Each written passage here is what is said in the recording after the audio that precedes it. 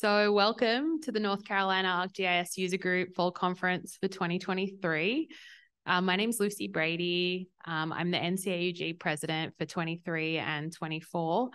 When I'm not doing NCAUG things, I work for North Carolina Department of Transportation, and I know we've got some DOT people here. So hi guys, nice to meet you. We all work remote, so that's always nice to come to a conference and meet your co-workers. So our theme this year is energizing GIS technology for the future. So ideally, we want you to go back to your organizations fully reinvigorated with a great passion for GIS. Hopefully there are a few things over the course of the next 48 hours that you'll learn, people that you'll meet that'll, help you in your day-to-day careers, day-to-day lives. This year, we're celebrating 34 years, which I think is quite an achievement for an organization. And I wanted to throw on this slide some of our original agendas from 1989. So yeah, North Carolina ArcGIS User Group has been around for just a minute. Okay, what I'm going to talk about a little bit today is our attendance and various locations for the fall conference over the past 10 years. Our current membership, what that breakdown kind of looks like. I was personally curious, so I thought you guys might be as well. I'll talk a little bit about our NCAUG board currently, what that looks like, who those folks are. We do have an opportunity to join the board for 2024. So if that's something that you're interested in, be thinking about that. And Dr. Joanne Halls will be doing our scholarship update. And then I'll talk about the fun stuff, socials, what's up next. So looking back at our attendance over the past 10 years, the blue line is our in-person attendance, orange is virtual attendance, and the gray is our total attendance for the year. You can see we've got kind of a strange spike in the middle there. We had this wonderful thing happen in 2019. North Carolina ArcGIS User Group was 30 years old, and we had the Jack Dangermond effect. The next years, you guys know what happened the next 2 years. We went virtual and we had coronavirus. So I'm going to take those anomaly years out. And if we look at that graph, we're much more steady in our attendance, our conference attendance. We have kind of transitioned to mostly hybrid events. So chances are if you're attending an NCAUG event, you have the option to be here in person, which is personally my preference, or to attend virtual. And for this conference, we have about 50 people attending virtually. So hi, virtual audience. There's a little camera down here. Nice to not see you guys, but I'm glad you're here. So over the years, this is where we've had our conferences, mostly Carolina Beach. We have made it out to the mountains once in the past 10 years, apart from this conference in 2018. We've been in Wilmington. We had those virtual years. Next year, we'll be back on the coast. Location is TBD. I think there's a fairly high chance that it'll be Carolina Beach again, but we're not locked into a contract, so I can't fully announce that yet. Okay, what does our NCAUG membership look like? Obviously, you guys. If you're attending this conference, you are automatically a member for 2024, so you're sorted there. We have about 60% government membership, and that is states, federal, and local government. The large majority of that is local government. And you'll see that reflected in the types of presentations that we'll have over the coming days. 33% private, so that is our software companies, consultants, folks using GIS in just private applications, non-government applications of GIS. A couple of finance folks, some healthcare folks. We have about 7% students and educators, and there is an other category of people who are in that strange private public partnership type area that weren't as easily categorized. Okay, so on the executive board of NCAUG, there's myself as president. We have Jackie Dillon as vice president. Jackie's also the conference chair, so she's doing an amazing job. She's organized all of this for us. Thanks, Jackie. We have Rick Wallace as treasurer. You got to stand up, Rick. Jackie started the trend. We have Josh Norwood as secretary. So, hey, Josh. Thanks, guys. And the rest of our amazing board. So we have Peter, Kerry, Brian, Nancy, Richard, John Lay, Joanne, Patrick, Kirby, Matt, and Joseph. So these guys work tirelessly all year to bring all of the NCAUG events that you guys see. They're a great group of volunteers, and I personally feel very lucky to be able to work with them, not necessarily in my day job at DOT, but it's great to, just be connected to these guys. Unfortunately, we are losing a couple board members this year. Nancy Ross has been with NCAUG for the past 8 years.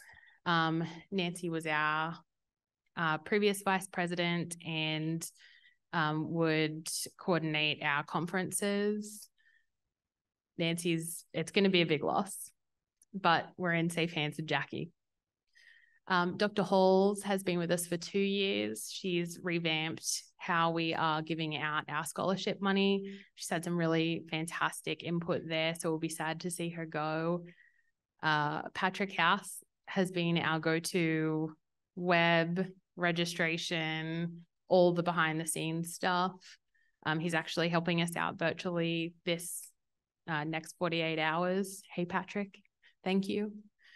And Joseph Sloop, who has also been with us 8 years. He's a previous NCAUG president, and I'm sure a lot of you guys know him, all around good guy. So special thank you to those guys. You'll be sorely missed. But I'll come find you. If I need something, I know your email addresses and your phone numbers. Okay, so if you are interested or thinking about joining the NCAUG board, like I said, it's a great group of folks. We are specifically looking for an educator to lead our scholarship committee. Please help us give away free money to students. It's a good cause. We're looking for someone who is either got a little bit of knowledge of web page administration or just someone who's willing to learn. Just generally speaking, proactive, detail-oriented team players. We all get along super well. And it is great to have folks that want to, pitch in and be part of everything. And you may not have noticed, but all of these folks are, except for Joanne, local government. So Mecklenburg County, Town of Wake Forest, and Forsyth County. So if we can replace like for like with the board members, it would be great to have more government folks. So if you're interested or thinking about it, you can scan that QR code. We have I think it's a survey 123 set up where you can kind of fill out your information or send us an email at the board email address there, just ncaugboard@gmail.com. Okay, so what have we done in 2023? We've seen you guys, probably a lot of you, a few times this year already. We had the Winter Virtual Symposium. We had 130 registrants there. We had the Spring Hybrid Symposium. That was a pretty cool event out in Pittsburgh. We had 83 people there. That was also, as the name suggests, hybrid, so in person and virtual attendance. I know a lot of people enjoyed that. We have the fall conference now. That's where you guys are. And upcoming, we have the government symposium at Western Piedmont Council of Governments in Hickory, North Carolina. So not too far from here if you are more on this side of the state. Next up, Dr. Joanne Halls will talk to us about NCAUG scholarships and our 2 scholarship recipients for 2023. Thanks. Good afternoon. It's nice to see everybody. It's a pleasure every year to come and see you all, whether it was virtually a few years ago or in person now. And I can't wait to see more friends and make new friends while I'm here. And one of our goals in the scholarship part of the board is to reach as many people as we can to get the numbers of applicants going up and up and up every year. And so we've done a really monumental effort to get the word out through various listservs and various connections we have in the community, but you are our connection. So if you know students, if you know other faculty colleagues or maybe you're an alumni at a certain institution and you want to let them know about this scholarship, please do. And if you need any help getting the word out, or if you're looking for information from me, feel free to bump into me over the next few days or send me an email. I'm sure we can post that, because our goal is to get as many students applying as possible so we can reward all the great work that students are doing across the state. Okay, so the two amazing winners for this year. Oh, it's right there. Kate Arnold, she's an honors student at UNCW. She's getting her Bachelor of Science in Environmental Studies and a BA in International Studies. You can see her research here. And the talk that she's giving, it's the last one. It's like how to end this conference on a high note, is to go see her give this presentation on the relationship between flooding from Florence and the relationship to gentrification. So that should hit home to a lot of you in the audience about gentrification. The next winner is awarded to Raj Das from NC State University. He's in the PhD program in geospatial analytics. And you can see his interests are all about AI tools, which is such a burgeoning and important area for us to wrap our heads around. And his talk is tomorrow morning at 8:30 on advancing geospatial technologies for landslide risk analysis. So please do your best, if you see these folks, to congratulate them and attend their presentations. And again, please spread the word to all of your friends and colleagues, because we would love to get more applications. And if you have any questions at all about the scholarship work that we're doing, I would love to hear from you. And it's been a huge pleasure to work with this board. So I second how great this organization is. I'm sad to be leaving, but my workload has gone like bonkers in another direction. So please feel free to reach out to any of us on the board and ask us what it's like. And we welcome everybody, because it's a really great organization. So have a great conference and pull me aside if you want to talk about anything. Awesome. Thanks, Joanne. I'll say too that our scholarships aren't just for universities. They are for technical colleges as well. So we're pretty wide open there for who can apply for those scholarships. Amy's going to be sharing some slides for me here in a minute. But yeah, just a couple of thoughts on that presentation. I'm sitting there having like light bulb after light bulb. There's definitely things I'll be taking back to DOT there.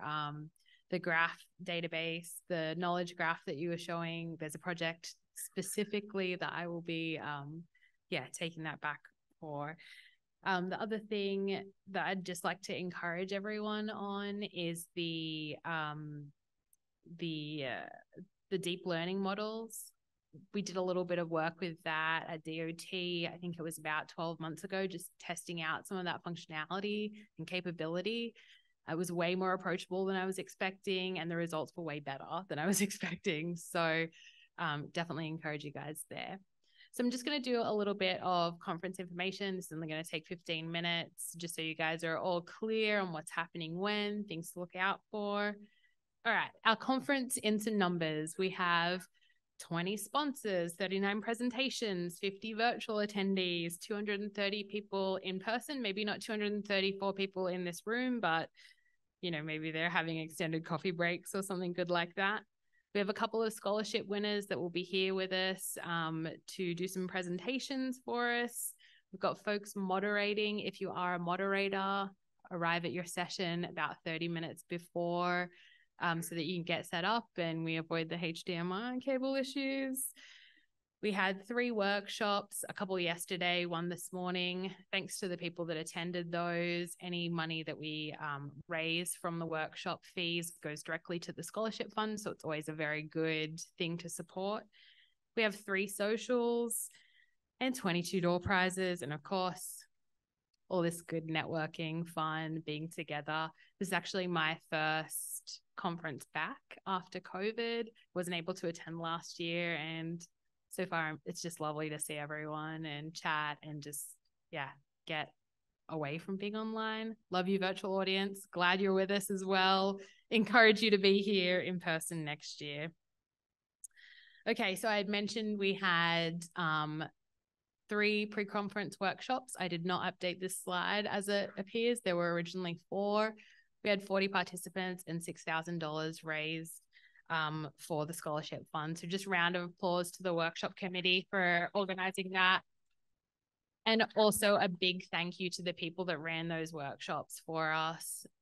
Esri, Trip, Avidian, you guys are amazing. Yeah, it's just huge. These guys donate their time and their knowledge, and big thanks.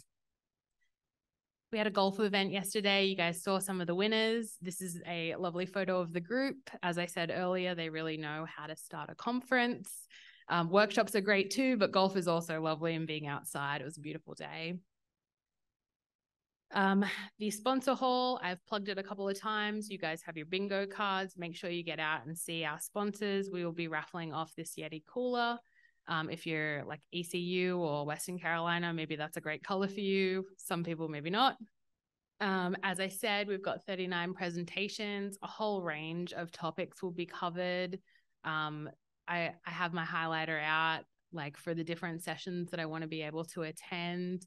Definitely want to plug Suzanne will be speaking tomorrow morning. It's a longer format session for an hour. Definitely go see her. We already know she's amazing. I'll try and get myself over there. Our scholarship recipients will also be presenting. Raj, Kate, go see them, go support them. This might be one of the first times they've presented to a group like ours. So, be a good audience, be kind, go support them. We're also going to do that first-time attendees meetup. That's Friday morning. Come say hi to the board. Come meet other first-time attendees. A big part of this is networking and getting to know each other. So come do that if it is your first time at the NCAUG conference. And that's a lovely photo of the board last night after we had dinner. So tonight, 6 p.m., we'll be at Highwire. You can meet in the hotel lobby. Board members will be walking up in groups to the event from 5:30 to 6. It is in the direction of Biltmore Village. Yes, that's right. It is not the most walkable. There is sidewalk everywhere. Make sure you're safe. Use like appropriate crossings. But yeah, walking groups. It's not a long walk. It's not a super treacherous walk, but it is a more busy road. So just be aware of that.